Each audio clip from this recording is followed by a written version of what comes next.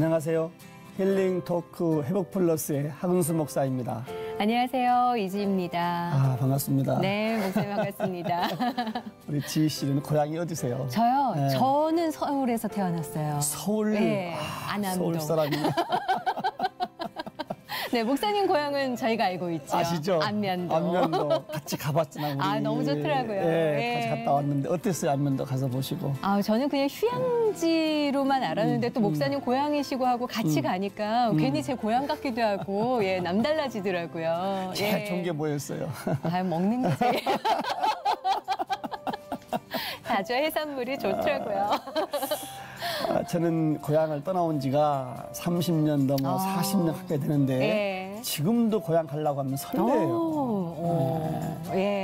막 기대가 되고 막 흥분되고 그렇습니다. 왜 고향만 떠올리면 저희가 이렇게 설레이는 걸까 생각을 해봤는데 물론 사는 집이 지금보다 더 좋은 것도 아니고 또 먹는 게 더 맛있는 게 있었던 것도 아님에도 불구하고 우리가 설렐 수 있는 건 그때 거기에서만 갖고 있었던 그 나이에 갖고 있는 추억 때문이 아닐까 싶어요, 목사님. 그렇습니다. 바로 저도 어린 시절에 추억이 있잖아요. 그때 우리 때는 방 하나에서 6남매가 다 살았어요. 아버지 어머니 같이 아주 끈끈하게 티격태격 막 싸우고 장난쳤는데 그게 가족 간의 사랑인데 그게 그립죠. 그렇죠. 네, 요즘을 보면 요즘은 자녀를 안 낳거나 또 낳더라도 한 명만 낳는 경향들이 있어서 우리가 이런 추억을 또 못 물려주는 게 아닐까 하는 한편의 걱정도 생기는데요. 오늘 이분과 함께라면 가정에 대해서 또 가족에 대해서 새로운 희망을 우리가 같이 꿈꿀 수 있지 않을까 싶은 생각이 듭니다. 찬양 사역자이신 박진희 집사님과 함께하겠습니다. 어서 오십시오. 어서 오세요. 안녕하세요. 네, 안녕하세요. 1990년대 국민 축복송 아주 먼 옛날을 부른 찬양 사역자 박진희. 두 아들을 입양한 후 활발했던 찬양 사역을 내려놓고 가정이라는 무대 위에서 주님을 찬양했다는 그녀. 한때 불안장애가 올 정도로 힘들었지만 오직 예수님 한 분만 바라보며 말씀으로 평안을 되찾았다는데 주님 앞에 자신의 삶과 가정과 가난한 심령을 내어드린 그녀의 회복 스토리가 지금 공개됩니다. 아주 먼 옛날 하늘에서는 이 찬양으로 거의 찬양의 너무 바이블 사랑을 같은. 많이 받아서 첫째 딸은 제 몸으로 나왔어요. 둘째 아들, 셋째 아들은 입양을 하게 되었어요. 남편의 파송을 받아서 나갔죠. 그래서 나가서 너는 하나님 하시는 일 찬송하는 거였지만 인생이 그 일을 노래할 거야. 라는 말씀을 주시는 거예요. 멋있다. 그 말씀을 제가 그 말씀을 제가 붙들고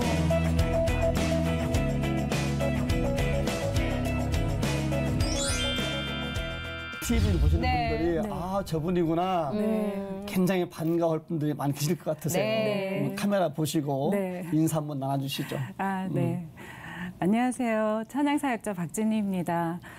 많은 주님께서 주신 노래로 시청자 여러분들 많이 찾아뵙고 또 교회 성도님들 많이 찾아뵙다가 저의 또 다른 삶 때문에 많이 뵙지를 못했었어요. 근데 이런 귀한 프로그램을 통해서 다시 한번 뵈면서 또 저의 삶을 나눌 수 있는 기회를 주신 것에 대해서 너무나 감사드리면서 오늘 하나님께서 주시는 은혜를 기대하고 싶습니다. 감사합니다. 예, 저희는 그냥 찬양 사역자로만 알고 있었는데 어느덧 새아이 엄마가 되셔서 오셨더라고요. 근데 사실 찬양 사역하신 지가 꽤 오래되셨죠. 1992년도 컨티넨탈 찬양 선교단을 통해서 이제 찬양 사역이 시작이 돼서 계산을 해보면 거의 27, 8년. 네, 노련한 찬양 사역.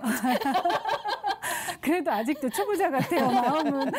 아니, 도대체 어떻게 해서 그 당시에 그렇게 찬양 사역의 길로 들어서셨을까 궁금하거든요. 어떻게 해서 하시게 된 거예요? 제가 사실은 이화여대 국악과 한국음악과에서 가야금 전공을 했어요. 가야금. 예, 근데 고등학교 때부터 제가 가야금으로 하나님 찬양하고 싶어요라는 소망을 가지고 있었는데 대학 졸업할 무렵에 제가 그 대학교 때 이제 뭐 콩쿠르를 나가서 이제 그 실력을 좀 발휘를 해서 대학원도 가고 뭐 이런 꿈을 이제 가지고 콩쿠르에 나갔다가 예선 탈락이 되면서 삶을 많이 고민을 하기 시작을 했죠. 근데 그 시점에 아마도 제가 섬기고 있었던 교회 오빠가 컨티넨탈 싱어즈를 그 소개를 하면서 너는 이곳에 가야 해라고 적극적으로 저를 추천을 해주셨어요. 네. 그분은 이제 지금 현재 목사님이 되어 계시고 순수 교회 오빠였죠. 아무런 관계 아니었고요. 정말 그냥 교회 오빠. 예.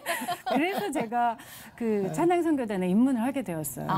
그때부터 하나님께서 찬양사역자로 부르심을 주셨고 또 그때 받았던 솔로곡이 가사가 너무나 선교적인 메시지를 담고 있는 그런 솔로곡이어서 그때 제가 받은 은혜는 그 곡을 그냥 노래를 한 것이 아니라 그 가사를 가지고 삶을 고민하게 하셨다라는 게 제게는 큰 축복의 시간이었던 것 같아요. 어느 찬양이었죠, 그게? 온 세상에라는 찬양인데요. 의미 어떻게 되더라?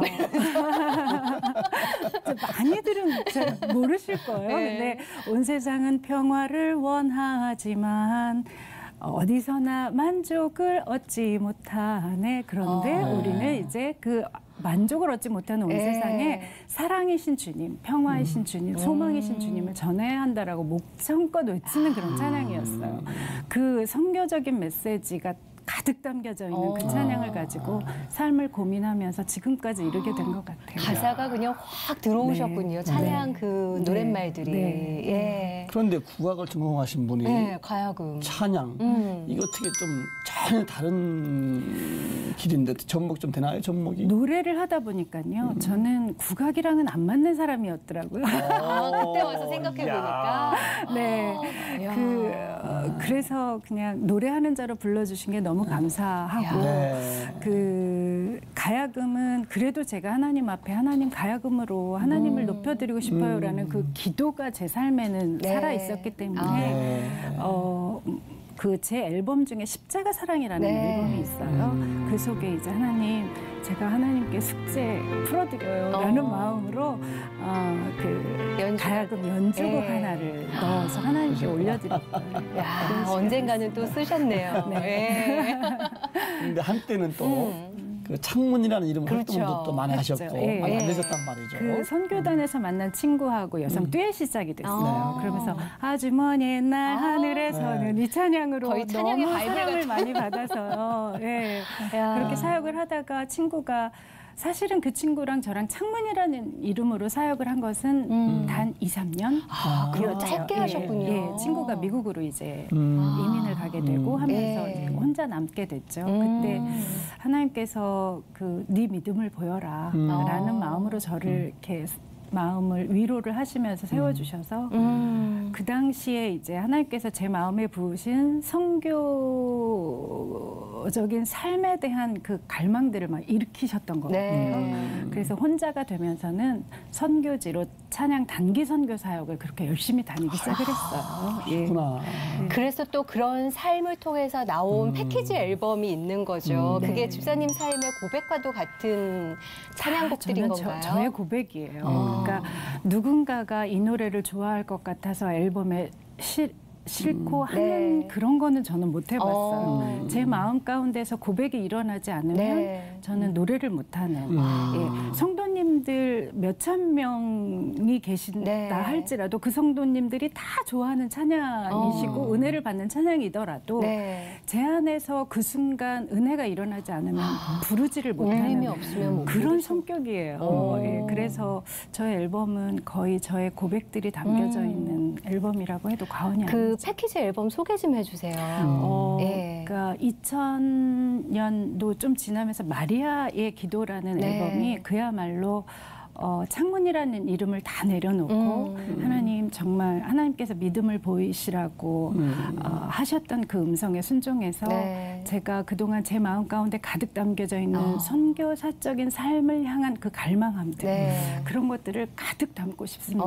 그래서 이 앨범이 어느 누가 어느 곳에서 어느 시간에 듣든 하나님의 음성이 되어지기를 원합니다라는 기도가 담겨져 있는 마리아의 기도라는 그 앨범이 있어요. 근데 그것은 이제 창작곡들은 거의 없고요. 네. 찬송가 그리고 그 속에서 이제 많이 불려졌던 또 가스펠들 네. 그런 것들이 제 마음 가운데 동요가 되고 일어났던 그런 고백들을 가득 담았어요. 근데 그게 선교지 또 네. 병석에 누워 계시는 어떤 성도님들에게 너무나 큰 일을 하도록 하나님의 네. 은혜를 부어주셨던 앨범이었고 그렇죠. 그 힘이 있죠 또. 네. 예. 그래서 선교지에서 아무도 예배할 수 없는 그 비밀로 정말 선교 사역을 해야 하는 그 정말 팍팍한 곳에서 어떤 선교사님께서는 몇 년 동안 그 앨범으로 살았어요라고 말씀을 하시더라고요. 예. 그 이후에 이제 십자가 사랑이라는 그 앨범을 또 발표하게 됐는데요. 그 속에는 제가 십자가의 사랑을 깨달았던 그러면서 하나님만 갈망해야 되겠다라는 그 마음의 중심들 정말 세상의 모든 것들을 내려놓고 하나님 저는 이제 주님 그 주님의 은혜 그 충만하신 성령의 은혜 그 성령님과의 그 아주 은밀한 그 사랑의 그 메시지들 그런 것들이 저는 너무나 갈망하고 너무나 소중해요 하나님 하는 그런 고백들이 담겨져 있는 그 찬양이고 그 다음에 이제 몇 년 후에 나온 그 인생의 노래라는 것은 인생을 살다 보니까요, 목사님 많은 나이는 살지 못했지만 사실은 하나님께서 100년이라는 시간을 저에게 주신다면 제가 이미 반평생을 넘어섰더라고요. 그러면서 제가 그 많은 생각을 하게 되었을 때 제 삶 속에서 어떤 고난과 고통이라고 생각했던 그 시간들도 그 시간들을 믿음으로 지켜서 감당해내려고 해서 그 시간들을 지나놓고 보니 뒤돌아보니 그 모든 고난의 시간들이 너무나 아름다운 스토리가 되어 있는 거예요. 삶의 고백이네요. 네. 그래서 제가 고백을 드렸죠. 하나님, 저의 삶은요. 하나님의 은혜로밖에 말할 수가 없어요. 라는 고백이 담겨져 있는 인생의 노래. 그리고 그 하나님의 은혜로 이야기하는 그 속에서는요, 하나님, 제가 사는 것이 아니라 성령 하나님께서 제 속에서 살아내고 계셨군요. 살아주셨군요. 하는 그런 인생의 고백들, 그 고백들을 담은 앨범이 3개로 묶여서 그래서 패키지가 된 거예요. 새 석장의 CD가 묶여서 하나의 패키지로 예, 박진희 집사님의 삶의 고백이 나왔네요. 마리아의 노래라는 제목으로 패키지로 지금 나온 지 한 거의 6년은 됐어요, 사실은. 아니 근데 찬양이라는 건요 언제 나왔든지 간에 내 삶의 그 상황에 맞닥뜨릴 때 이렇게 울려서 확 들어오는 곡들이 있는 것 같아요. 그래서 끊임없이 시간과 관계없이 많은 분들이 좋아해 주시고 그 찬양에 은혜 받는 게 아닐까. 그래서 아주 감사해요. 묵직한 일을 하고 계십니다. 거기다가 집사님의 그 삶의 경험, 체험들을 찬양으로 담아내잖아요. 얼마나 힘이 있겠습니까? 시간이 가면서 더 깊은 찬양이 나오고 또 아픈 만큼 힘든 것만큼 더 아름다운 고백이 나오잖아요. 뭐 이렇게 살아가시면서 특별한 그런 계기가 있었습니까? 사실은 그 제가 새 아이의 엄마인데요.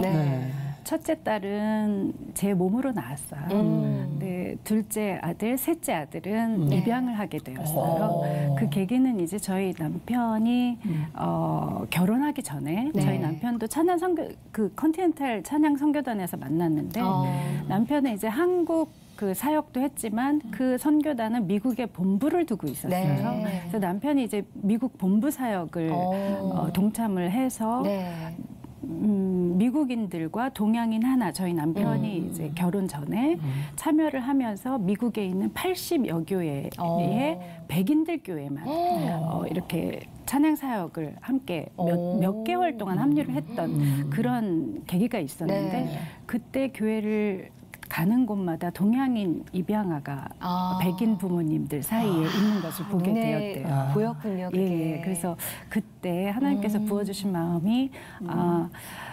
우리나라가 그 전쟁, 6.25 전쟁 직후에는 나라가 많이 어려웠고 가난했기 때문에 외국으로 이렇게 아이들을 입양을 보낼 수밖에 없는 현실이었다면 이제는 우리나라 너무 잘 살게 되었는데 하나님께서 본인이 결혼을 해서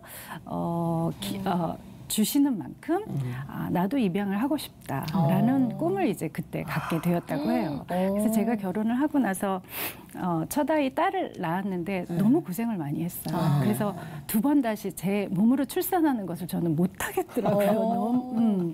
그래서 남편이랑 이야기하다 보니까 남편이 입양하자라고 이야기를 해요. 그래서 자연스럽게. 네, 자연스럽게 그때 그런 일이 있었어라고 이제 상황 이야기를 해주고. 근데 저는 그때 너무 행복했어요. 왜냐하면 아니 맞아 내 몸 안 아프고 하나님께서 자식을 주시는 방법도 있는데 잘 맞으셨군요, 두 분이. 오케이 한 거죠. 그래서 이제 기다린 게 10여 년 세월이에요. 하나님이 또 빨리 안 주시더라고요. 그래서 늘 제 마음 가운데 있는 냄비에 그 물을 끓이면서 하나님은 언제예요? 도대체 언제예요? 라고 기다린 게 10여 년 세월이었는데 그 시점에 교회에 아들을 낳아서 오시는 집사님들이 너무 부러운 거 있죠. 그래서 나도 아들 갖고 싶어요. 라고 이제 기도를 하면 하나님께서 한나의 기도의 그 부분들을 보게 하시면서 소망을 갖게 하셨어요. 그러면서 남편한테 이야기를 했더니 이때다라고 이야기를 했죠. 그래서 아들을 이제 입양을 하기로 결정을 하고 첫 아들을 입양을 하고 너무 예뻐서 막내 둘째 아들을 또 입양을 했어요. 그러면서 자녀들이 생기기 시작하면서부터 그 제 신앙의 깊이가 자녀가 하나 늘고 둘 늘고 셋 늘 때마다 하나님께서 하나님을 경험하게 하시는 그 깊이가 다르더라고요. 그리고 이 아이들을 정말 하나님을 온전히 예배하는 예배자로 키우고 싶은 욕심을 제 안에 가득 부어주기 시작을 하셨어요. 그래서 정말 눈물을 흘리면서 가장 많이 기도한 게 제 찬양 사역을 놓고는 그렇게 눈물을 흘리면서 하나님 성령의 기름 부으심이 필요해라고 그렇게 기도해 본 적은 없었던 것 같아요. 근데 자녀들만 놓고 기도를 하려면 성령의 기름 부으심을 놓고 제가 그렇게 눈물로 기도를 하더라고요. 그래서 자녀들을 온전한 예배자로 키우기 위해서는 생각해 보니까 제가 하나님을 아는 것만큼 자녀들에게 하나님을 이야기할 수 있겠더라고요. 그래서 하나님을 구하기 시작을 했어요. 정말 하나님을 구하기 시작을 했어요. 그랬더니 정말 하나님께서 주님의 얼굴을 자녀들을 통해서 보여주기 시작하시는데요. 너무 감격스럽더라고요. 그러면서 막내는 또 몸이 많이 아프고 뭐 그러다 보니까 실제적으로 예수 그리스도의 이름의 권세와 능력, 그 보혈의 능력이 무엇인지를 또 막내를 통해서 또 경험하게 하시고 참 감사해요. 아니 근데 재밌고 신기한 건 좋은데 아들 둘, 야 저는요 우리 큰애가 딸인데 딸 낳고 이제 몇 년 뒤에 아들 낳았는데. 딸 둘, 셋 보는 거다, 키우는 것보다 아들 더 힘들 것 같아. 아주 뭐 가전제품 다 때려부시고 텔레비, 전화기 다 때려부시고. 목사님 아들이 그랬어요?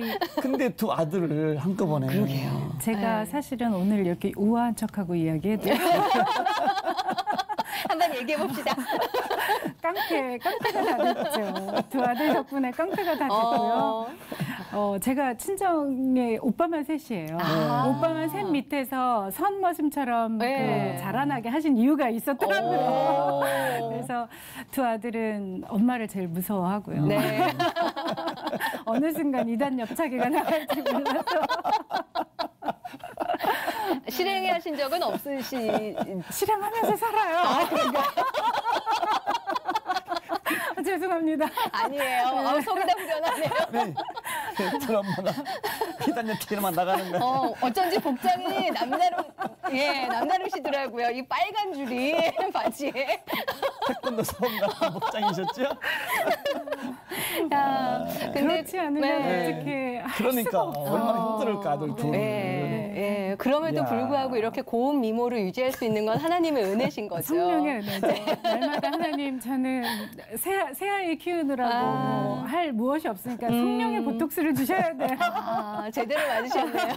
그거 좋다. 성령의 보톡스. 그러고 있습니다. 아니 근데 아이 셋을 이제 키우시는 거잖아요. 딸 하나, 또 아들 둘을 키우시는 건데 그렇게 남편이랑 같이 키우는 것도 힘드실 것 같은데 남편이랑 떨어져서 새 아이를 데리고 필리핀으로 가셨다는 얘기가 있어요. 정말 제 생에 가장 슬픈 강을 건넜던 그런 시점이었는데요. 사실은 저희가 선교사적인 삶을 향해서 소망을 갖고 있었기 때문에 언젠가는 남편이 또 전문인 사역을 꿈꾸는 사람이고 해서 해외로 네. 어디론가 나간다라고 늘 마음의 준비는 하고 있었어요. 그래서 뭐 한국에서 살면서 재테크 뭐 이런 거에는 전혀 네. 관심이 없이 그냥 그렇게 사역을 하고 그러면서 살았는데 저희 막내 아들이 6살 때 네. 좀 이렇게 성장하는 게 늦대다고만 막내이니까 긴장감이 좀 놓여서 그랬는지 성장하는 게 늦대다고만 생각을 했는데 6살 무렵에 경계성 지능이라는 그 발달 장애 네. 판정을 받게 되었어요. 그래서 많이 이제 좀 서로가 충격이었고 아이가 너무 안쓰러웠고 그러면서 저희 남편이 경계성 지능이라는 것은 과연 무엇인지 네. 그리고 이 아이들이 성장하면서 이제 어떤 과정들을 밟게 되는지 아이들이 사각지대에 놓여 있어요. 경계성 지능 아이들은 장애라고 그 명칭을 하지도 않고 네. 그렇다고 아이들이 장애가 아닌 것도 아니고 사회에서 또래 집단에서 학교에서 공교육에서 생활하기에는 아이들이 정말 배려를 받고 케어를 받아야 될 부분들이 너무나 많은데 네. 그래서 이제 남편이 이제 인터넷에 이제 많은 것들을 사례들을 보고 조사를 해보더니 남편이 결론을 내리더라고요. 네. 어차피 우리가 떠날 준비를 하고 살던 사람들이니까 떠날 시기는 지금인 것 같다. 왜냐하면 우리 막내 은혁이를 한국에서 학교를 보낼 수는 없을 것 같다. 우리 아들 바보 만들고 싶지 않다라고 결정을 내렸어요. 네.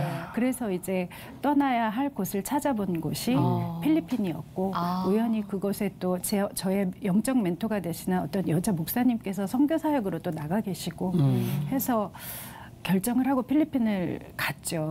근데 저는 항상 해외에 나가는 그 그림을 네. 남편과 제가 정식으로 선교사 파송을 받고 나가든 또 다른 어떤 모양으로 나가든 남편과 헤어져서 나간다라는 생각은 손톱만큼도 해본 적이 없어요. 그리고 자녀들 저에게 또 가지고 있었던 생각 하나는 자녀들 교육 때문에 부부가 떨어져서 사는 것은 옳지 않다라고 늘 강직하게 생각을 하고 있었는데 그랬는데 하나님께서는 저에게 선교사라는 그 뭐 이름을 얻어서 나가게 하시는 것도 아니고 생각지도 못했던 남편과 그러네요. 떨어져서 나갈 수밖에 없는 상황이 돼버렸고 그리고 모양새로는 아이들 교육 때문에 나가는 것밖에 안 되는 모양이 돼버린 거잖아요. 그래서 그 시점에 먼저 떠나라고 한 저희 남편에게도 너무 섭섭하고 이런 모양새로 떠나게 하시는 하나님께도 너무 섭섭하고 그래서 많이 울었어요. 많이 힘들었어요. 그런 마음을 이제 남편이 알았는지 남편이 저에게 얘기를 하더라고요. 내가 당신 먼저 선교사로 파송 보내줄게. 라고 얘기해서 남편의 파송을 받아서 나갔죠. 그래서 나가서 정말 선교사에게 동참도 하고 아이들과 함께 정말 떼약볕에 주말마다 그 주일마다 나가서 노방전도 또 찬양 성교 이런 것도 해보기도 하고 그러면서 또 그 4년 세월 동안에 정말 하나님께서는 네가 그동안 경험하고 갈망했던 예수 그리스도의 이름 그것으로 네가 어떻게 사는지 한번 살아봐 라고 하시는 것처럼 사람 어느 누구도 바라보지 않게 하시고 단지 정말 주님 한 분만 갈망하면서 어느 순간에는 아브라함이 갈 바를 알지 못하고 어디론가 떠났어야 하는 것처럼 저도 또 어느 곳에서 사역 하나를 또 정리를 하고 또 다른 곳으로 떠날 수밖에 없는 상황으로 저를 또 훈련을 시키시고 내가 족하는 희망이 사라지고 친구 날 버릴 때 주 내게 속삭이며 참 막상 같지만 저는 언어도 다르고 문화가 다르고 아이들 둘하고 엄마 혼자서 네. 얼마나 좀 고생이 많았을까. 그 아이들을 고스란히 제가 케어를 하는 시스템이에요. 한국은 학교를 가든 학원을 가든 혼자서 다니잖아요. 네. 혼자서 다닐 수 있는 거리와 시스템이 다 그렇죠. 그렇게 되어 있죠. 근데 필리핀도 역시 미국과 뭐 그 다른 나라 그 미국과 같이 부모들이 라이드를 하고 케어를 하지 않으면 아이들 혼자서는 절대로 집 밖에를 나갈 수 없는 자기가 사는 그 테두리를 나갈 수 없는 시스템이에요. 그래서 그 아이들을 오롯이 혼자 다 케어를 하면서 선교 사역에 동참하고 교회 사역에 동참하고 사역을 또 감당을 한다라는 것이 제게는 많이 주님 한 분만 보고 간다고 했어도 많이 버겁고 불안한 그런 상황들이었던 것 같아요. 그래서 결국에는 제가 불안장애를 좀 겪기도 했어요. 그러면서 몸이 더 많이 아파지고. 그러셨구나. 예. 그래서 그때 말씀을 취해서 그 불안장애로 인해서 공황장애 비슷하게 호흡곤란이 오는 그런 것들을 내가 어떻게 잠잠히 그 회복을 할 수 있는지를 또 경험을 하게 하시더라고요. 그 요한일서 1장 1절 말씀을 보니까요. 그 태초에 말씀이 계셨는데 그 말씀을 듣기도 했고 우리 눈으로 보기도 했지만 이제는 내가 손으로 만진다라는 말씀이 있어요. 그 말씀을 제가 취했어요. 그래서 하나님 이 말씀을 제가 취합니다. 제가 말씀을 만질 거예요. 라고 하면서 예수님께서 돌아가시고 3일 만에 부활하셔서 첫 번째로 여자들에게 나타나서 말씀하신 게 평안하니 평안하라. 제자들에게도 나타나서 말씀하신 게 평안하라. 하나님 부활하셔서 첫 말씀이 저희들에게 명령하신 말씀은 평안하라라는 말씀이셨어요. 하나님 제가 그 평안하라라고 하신 그 예수님의 말씀을 제가 제 손으로 만질 거예요. 그리고 제 심령에 선포합니다. 저는 평안합니다. 라고 할 때 그 호흡곤란이 올라오는 그런 것들이 심장 박동들이 제자리를 찾기 시작을 하더라고요. 그래서 말씀을 취해서 그 말씀을 나에게 적용하고 내가 건강이 회복되어지는 것이 어떤 것인지를 또한 경험하게 하신 것이 제게는 아픔이었지만 큰 영광스러운 일이었죠. 그리고 누군가에게 또 힘이 되어줄 수 있는 이야기를 지금 해주셔서 사실 요즘 공황장애 겪는 분들 너무 많으시잖아요. 요한일서 1장에 손으로 그 태초에 계신 말씀을 손으로 만졌다라고 하시는 그 말씀이 제게 확 들어오더라고요. 그래서 예수님이 명령하신 평안하라라는 말씀을 제가 하나님 만집니다. 할렐루야. 제가 취합니다라고 경험을 하기도 했었죠. 근데 이제 필리핀에서 4년을 겪고 또 한국에 들어오시고 그 과정에서 두 아들도 두 아들이지만 큰딸 입장에서는 나이 차이 나는 두 남동생이 있고 또 엄마가 얼마나 지금 힘든 삶을 우리를 위해서 견디는지를 또 알 수 있는 나이잖아요. 맞죠. 어땠어요, 큰딸은? 그때 당시가 사실은 큰딸이 대학 졸업할 무렵이었어요. 근데 저희가 그 학비를 다 대주지를 못해서 미국에서 그 대학 공부를 하면서 론으로, 그러니까 대출, 학자금 대출로 이제 공부를 하고 있는데 그러다 보니까 하나님께서 은혜를 주셔서 이 아이가 이제 2년 반 만에 조기 졸업을 할 수 있는 기회를 주셨는데 엄청 공부했군요. 그 마지막 그 학기에 그 론이 스탑이 돼버렸어요. 2년 동안 너에게는 충분한 돈을 제공을 했으니까 이제 더 이상은 안 돼라고 한 거죠. 그래서 마지막 학기에 학비가 없었어요. 그런데 필리핀에서 엄마는 아파 있었고 완전히 번아웃이 되어서 이제 저는 엄마는 가장 힘겨운 그 시점이었고 그 시점이 또 아빠는 한국에서 모든 가족들의 그 것들을 책임지느라고 혼자 애쓰는 것을 딸아이가 본 거죠. 그러니까 많이 안타까웠을 거예요. 그 시점에 이 아이가 친구를 통해서 미군 입대를 하면 학비도 해결이 되고 시민권도 해결이 돼서 우리가 계속해서 미국에서 의학 공부를 할 수, 이 아이들이 이제 의학 공부를 하고 싶어하는 아이들이었거든요. 이 친구도 그렇고 그래서 우리가 계속해서 의학 공부를 할 수 있을 거야라고 우리 미군 입대를 하자라고 친구가 정보를 제공을 했어요. 그래서 딸아이가 이제 가족 상황을 보니 그 길이 하나님께서 자기에게 주신 길일 거라는 결정을 내리고 엄마 아빠에게 얘기를 했죠. 미군을 들어가겠다고. 그러면 학비 나오고 은수은혁이 보니까 엄마 한국에서는 교육 못하니까 은수은혁이도 미국으로 데려갈 수 있을 거라고 이야기를 했죠. 그래서 제가 지금 저희 딸에게 현대판 심청이라고 해요. 미군 입대를 했어요. 결국에는 하나님 은혜 가운데 딸 입을 통해서 엄마 나 그래서 미군 입대하기로 했어요라는 얘기 들었을 때 어떠셨어요? 마음이 아팠어요. 마음이 아팠는데 그 시점에 제가 안 돼. 라는 말을 절대 할 수가 없는 상황인 거예요. 근데 제가 이제 몸이 아프니까 모든 것들이 번아웃이 돼서 안 돼라고 할 수 있는 에너지도 없었을 뿐더러 딸아이가 얼마나 기도하고 고민하면서 결정을 내렸을까라는 생각을 하니까 제 생각을 심을 수가 없더라고요. 왜냐하면 이미 17살에 이제 그 아이를 미국으로 유학을 보내면서 하나님께 그냥 어렸을 때부터 하나님 이 딸을 하나님께 올려드려요라고 하는 기도가 이 아이에게는 이렇게 쌓여져 있었는데 17살에 떠나보내면서 제가 하나님 저 못 보내겠어요 할 때 너 그동안 나에게 이 딸을 올려드린다라고 기도했던 건 뭐니 하면서 모든 것들을 온전히 내어드리는 것이 무엇인지를 알려주시더라고요. 그래서 17살에 떠나보내면서 하나님께 온전히 내어드렸던 그런 심정이 있었기 때문에 그 아이가 하나님과의 관계 속에서 또 신앙이 아이가 참 깊어요. 참 감사하게도. 예. 사랑으로 말할 수 있다오. 사랑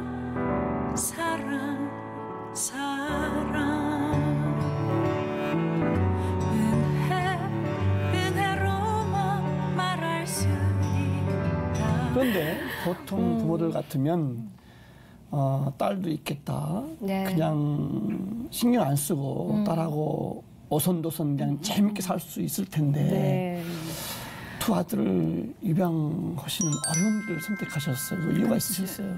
지금 생각하면 제 평생에 가장 잘한 일이라는 생각이 오히려 예. 야, 멋있네요. 그 한 번은 제가 아주 오래전이죠. 저희 막내 아들이 첫 돌이 지났을 때였는데 제가 유방암이 의심된다라는 진단을 받았어요. 그래서 정말 그 한국에서 최고의 그 병원을 찾아가서 이제 조직 검사를 하게 되고 했는데 조직 검사를 하고 조직을 떼어내고 정밀한 그 초음파 검사를 하고 하는데 그 선생님께서는 한국의 수많은 여성들의 그 유방을 진단하고 하시는 선생님이셨을 텐데 저에게 하시는 말씀이 아기 낳으신 지 얼마 안 되셨군요 라고 하시는 거죠. 저는 사실은 생물학적으로 아기를 낳은 것이 그때 당시에는 13년 전, 14년 전이에요. 그때 제가 저 아닌데요. 제가 저 아닌데요. 그랬더니 아니긴요. 아기 낳으신 지 얼마 안 되신 분이신데요. 라고 이야기를 하시는 거예요. 그래서 제가 아무 말도 안 했어요. 왜냐하면 하나님께서 내가 그렇게 몸을 변화시키시면서까지도 너희 아들들을 주신 것에 대해서 제게 밝히시는 순간이셨고 나는 유방암은 아닐 거야 라고 그 순간에 믿음을 가지고 나와서 한 달을 기다리는 동안 불안하지 않았어요. 그리고 결과도 결과도 암은 아니었고 앞으로도 암으로 발전할 가능성이 없는 그렇게 진단을 받았죠. 그런 창조의 하나님, 생명의 주관자이신 하나님, 그런 하나님을 제 삶에 보이셨다라는 건 너무나 영광스러운 것이고 두 아들 아니었으면 어떻게 했을까. 참 멋지네요. 그 두 아들이 지금 커서 이제 중학교 2학년, 또 초등학교 6학년 두 아들로 이제 컸잖아요. 혹시 두 아이도 입양 사실을 알고 있나요? 알아요. 언제 정확하게 알아요. 어떻게 알려드렸어요? 저희 큰아들이 이제 그 막 말을 말귀를 알아듣고 뭐 말을 좀 배우기 시작하고 할 때마다 목욕시킬 때마다 저희가 함께 이야기를 했어요. 우리 아들은 어떻게 엄마 아빠 아들이 됐지? 라고 이야기를 하면 하나님이 입양 보내주셨지? 라고 하죠. 그때는 이제 입양이라는 단어를 제가 아이에게 알려준 거죠. 이 대사를 알려준 거죠. 너는 그렇게 대답하면 돼. 라고. 그러면 저희가 이제 그 대사로 함께 엄마 아빠 아들은 하나님이 입양을 보내주셨기 때문에 엄마 아빠 아들이 되었고 그래서 우리는 어때? 우리는 행복하지? 라고 이제 우리가 대사를 만든 거예요. 그러면서 성장을 해서 입양이라는 단어가 아주 행복한 것이고 하나님께서 하신 진짜 일이고 이런 생각들을 심어주고 싶었어요. 새겨주셨군요. 네, 그야말로 세뇌를 시켰죠. 저는 아름다운 세뇌라고 생각해요. 네. 그러면서 이 아이가 3살, 4살, 5살, 6살, 7살이 되면서 입양이라는 단어를 그 나이에 맞게 이해하기 시작을 했어요.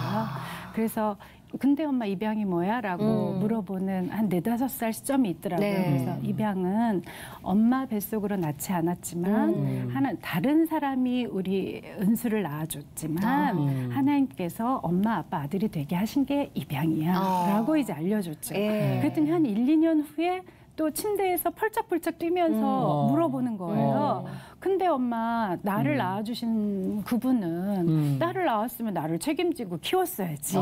왜 나를 엄마, 아빠, 아들이 되게 했어요? 라고 물어보는 거죠. 그래서 그때 이 얘기를 해줬어요.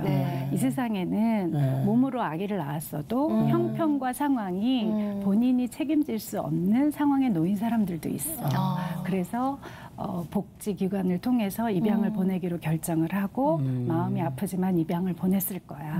그 기회를 통해서 엄마 아빠는 은수를 만나게 된 게 너무나 하나님께 감사하고 또 우리 은수를 건강하게 이렇게 낳아주셨다라는 것만으로도 너를 낳아주신 엄마한테 너무 고마워라고 이야기를 했죠. 네. 그랬더니 초등학교 5, 6학년이 되면서는 어떻게 생겼을까라고 궁금해하더라고요. 그렇죠. 네, 그래서 그래 나도 궁금해. 그래서 우리 너가 좀 더 크면 너를 낳아주신 생모가 너를 만나줄 수 있을까 한번 찾아보자. 알아보자.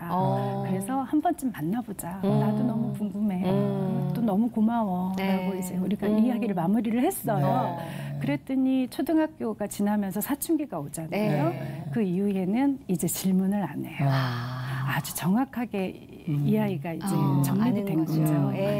아마 그 입양하는 가정들의 한 모델 케이스가 아닐까. 그죠? TV를 보시면서 저렇게도 하는구나 하는 답이 나올 것 같아요. 다 좋은데 이제 그 사실상 전 본업은 찬양 사역자 일을 가셨는데 어쨌든 애들 입양하면서 시간 다 뺏기고 자신의 삶이 없었어요. 그죠?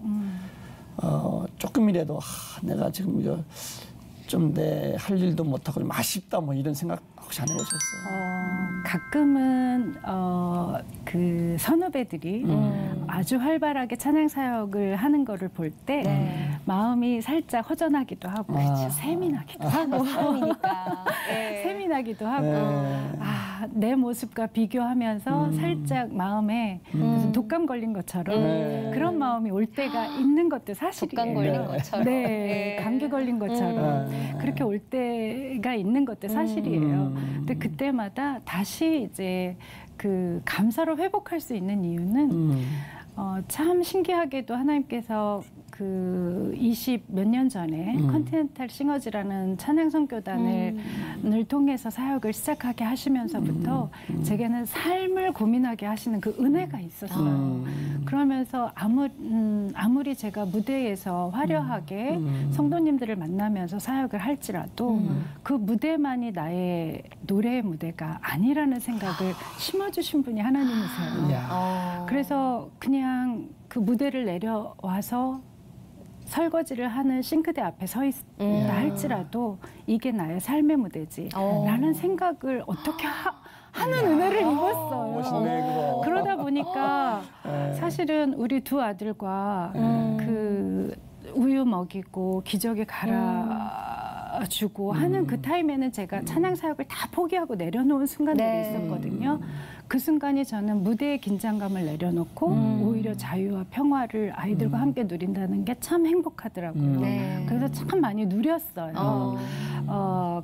그 시점에 주신 하나님의 말씀이 욥기서 36장의 24절 말씀.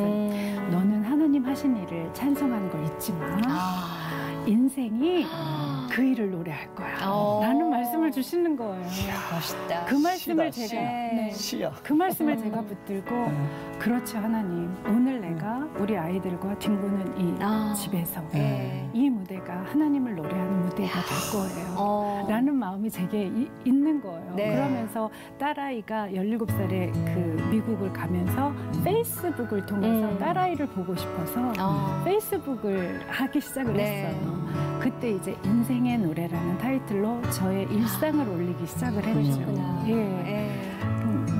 그래서 인생의 노래를 하다 보니 무대여도 좋고 이런 귀한 프로그램에 나와서 삶을 간증하게 하셔도 모든 좋고 것이 노래더라. 싱크대 앞에서 설거지를 하면서도 묵상을 하게 하시면 그것만으로도 좋고 그래서 독감이 오는 것 잘 이겨내고 있습니다. 이야, 그 진짜 무대네 그게. 진짜. 예. 그래서 지금은 이제 뭐 아이들도 많이 자랐고요. 다시 찬양 사역자로서의 또 일이 또 맡겨지신 일이 있으실 것 같아요. 어떠세요? 가끔 정말 감사하게도 가끔 찬양 간증 집회로 불러주시는 성도님들, 교회들이 있으셔서 예, 찬양과 저의 삶을 가지고 또 무대를 서게 하시는 그 순간들도 참 감사하고요. 예, 제가 대학교 때 가난해서 하나님 헌금이 없어서 제 삶을 드려요라는 시점이 있었어요. 또 결혼하고 나서 보니까 가정이 너무 소중해서 하나님 이 가정을 하나님께 드려요. 제 삶을 드렸고 제 가정을 드렸고 필리핀에서는 제가 너무 힘들어서 가난한 심령을 하나님께 드려요 라는 고백을 끌어내시더라고요. 그래서 삶을 드렸죠. 가정을 드렸죠. 가난한 심령을 드렸죠. 제 안에는 어떤 욕심을 있겠지만 하나님 앞에서 욕심을 못 부리는 것 같아요. 그러면서 이제 삶과 가정을 드린 것이 하나님의 도구가 되어서 그렇게 간증 집회를 하게 되더라고요. 그래서 그것도 감사하고 그러면서 또 새로운 꿈을 꾸기도 하고. 어떤 꿈 꾸고 계신 건가요? 뭐 준비하고 계시다고. 예. 작년에 저희 남편이 퇴직을 했어요. IT 업계, 대기업 IT 업계에서 프로그래머로 이제 일을 했었는데 정년 퇴직을 하게 됐죠. 퇴직을 하면서 해외 봉사의 기회들을 살펴보는데 남편은 어떤 그 기술이 있기 때문에 고급 기술이 있기 때문에 어디를 가든지 충분히 나라에서 지원금을 받아서 봉사할 수 있는 그런 기회들이 충분하더라고요. 근데 저는 찬양 사역을 20몇 년 동안 했다 하는데도 뭐가 분명한 무엇이 없는 거예요. 그래서 기술력이 필요하겠다. 그래서 하나님께서 주신 기회가 제가 헤어 디자이너의 꿈을 펼칠 수 있는 그런 기회를 주셨어요. 그래서 미용 자격증을 따고 지금은 헤어 디자이너를 꿈꾸면서 계속해서 공부를 하고 또 손님 머리도 제가 시술을 해보기도 하고 하면서 지금은 해외 봉사의 꿈을 꾸면서 헤어 공부를 하고 있습니다.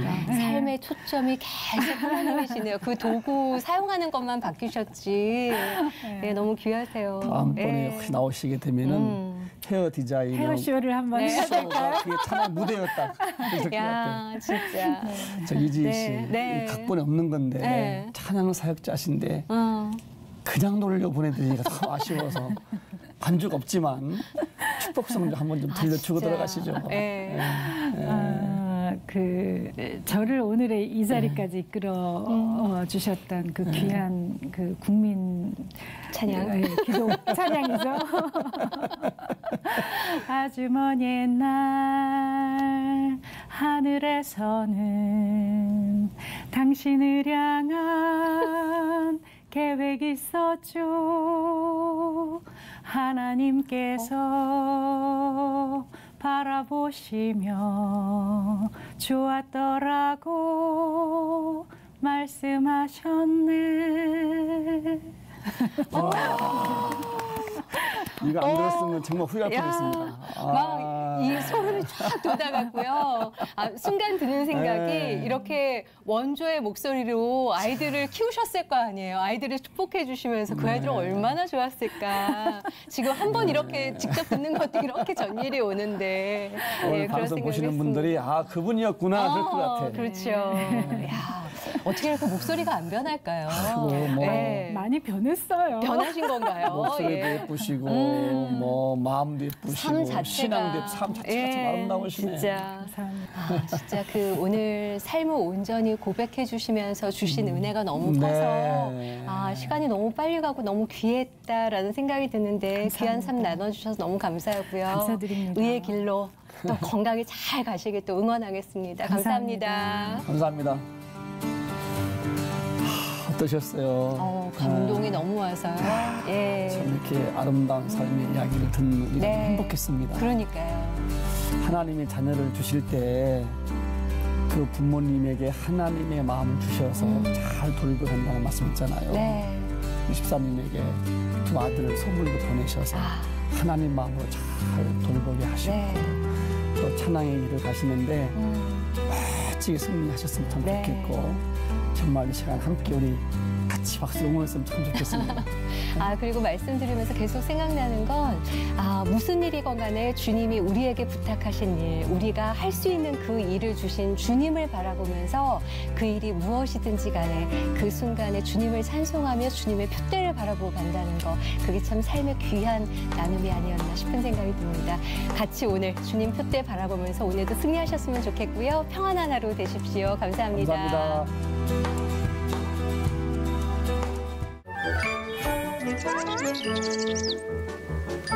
Thank you.